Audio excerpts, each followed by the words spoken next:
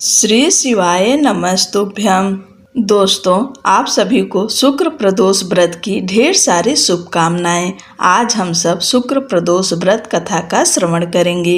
शुक्र प्रदोष व्रत करने से सुख और सौभाग्य की प्राप्ति होती है। साथ ही जीवन में धन और वैभव की कमी नहीं रहती है। प्रदोष व्रत पर शाम के समय यानी प्रदोष काल में शिव जी की पूजा करना बहुत उत्तम माना जाता है। इस काल में शिव जी की पूजा करने से साधक को व्रत का पूर्ण फल प्राप्त होता है। लेकिन शुक्र प्रदोष व्रत की पूजा व्रत कथा का पाठ किए बिना अधूरी मानी जाती है। ऐसे में आप व्रत रख रहे हैं या नहीं भी रख रहे हैं, इस दिन प्रदोष व्रत कथा का श्रवण जरूर करना चाहिए। इससे भगवान भोलेनाथ और माँ पार्वती की विशेष कृपा प्राप्त होती है। पुराने समय की बात है, एक नगर में 3 मित्र रहते थे जिनमें बहुत ही गहरी दोस्ती थी। उसमें एक राजा का पुत्र, दूसरा ब्राह्मण का और तीसरा एक सेठ का पुत्र था। राजा और ब्राह्मण के पुत्र का विवाह हो चुका था, लेकिन सेठ के पुत्र की शादी के बाद गौना नहीं हुआ था। एक दिन तीनों दोस्त मिलकर स्त्रियों पर बहस कर रहे थे। ब्राह्मण पुत्र ने स्त्रियों की प्रशंसा करते हुए कहा, नारीहीन घर भूतों का डेरा होता है। सेठ पुत्र ने यह कहानी सुनते ही अपनी पत्नी को घर लाने की ठान ली। फिर सेठ पुत्र अपने घर गया और अपने फैसले को अपने माता पिता को बताया। माता पिता ने अपने बेटे से कहा कि इस समय शुक्र देवता डूबे हुए हैं। ऐसे में इस दौरान बहू बेटियों को उनके घर से विदा कर लाना शुभ नहीं होता। इसलिए शुक्रोदय होने के बाद ही अपनी पत्नी को उसके घर से लाना।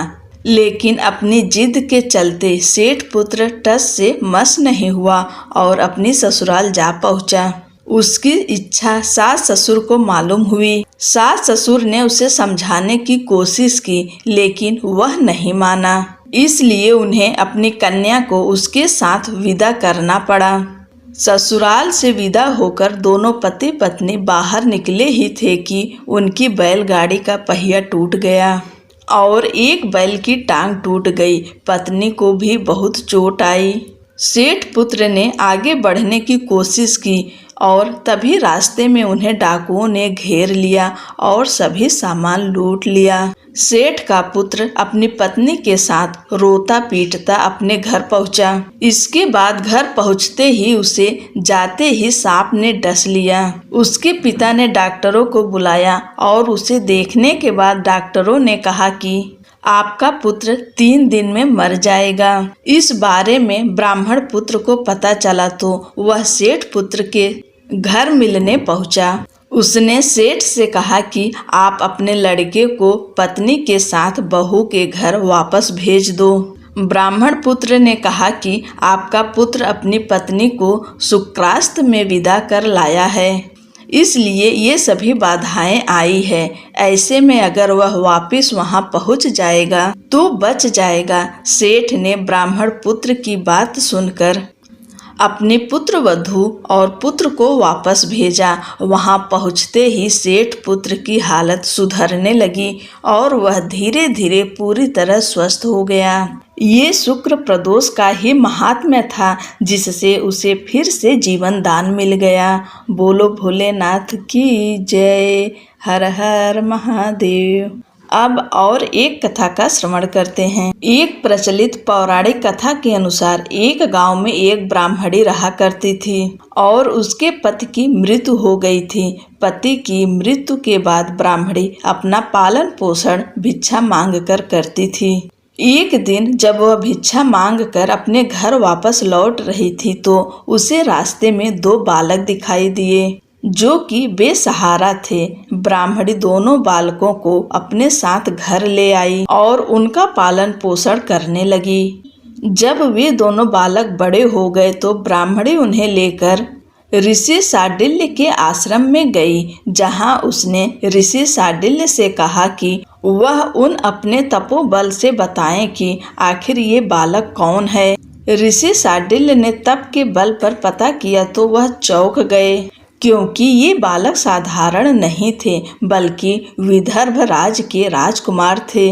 गंधर्व नरेश के आक्रमण से इनके पिता का राजपाट छीना गया था और बालक दर दर भटक रहे थे। इसके बाद ब्राह्मणी ने ऋषि से कहा कि कोई ऐसा उपाय बताएं जिससे इन बालकों को अपने पिता और राज्य दोनों मिल जाए। तब ऋषि शांडिल्य ने उन्हें प्रदोष व्रत रखने की सलाह दी। बालकों समेत उस ब्राह्मणी ने विधि विधान से प्रत्येक माह का प्रदोष व्रत किया, जिसके प्रभाव से एक दिन बड़े राजकुमार की मुलाकात अंशुमति से हुई। दोनों एक दूसरे को चाहने लगे। तब अंशुमति के पिता ने राजकुमार की सहमति से दोनों की शादी करा दी। इसके बाद दोनों राजकुमारों ने अंशुमति के पिता की मदद से गंधर्व पर हमला किया और जीत हासिल की, जिसके बाद उन्हें अपना सिंहासन वापस मिल गया और उन्होंने अपनी मां समान गरीब ब्राह्मणी को भी राज्य में एक खास स्थान दिया, जिससे उनके भी सारे दुख खत्म हो गए। राजपाट वापस मिलने का कारण प्रदोष व्रत था, जिससे उन्हें संपत्ति मिली और जीवन में खुशहाली आई। इस प्रकार से जो भी शुक्र प्रदोष व्रत रखता है और कथा का पाठ करता है उसके दुख दूर होते हैं, जीवन खुशहाल होता है, सुख एवं सौभाग्य बढ़ता है। भगवान भोलेनाथ और माँ पार्वती अपनी कृपा अपना आशीर्वाद आप सभी के ऊपर सदैव बनाए रखें।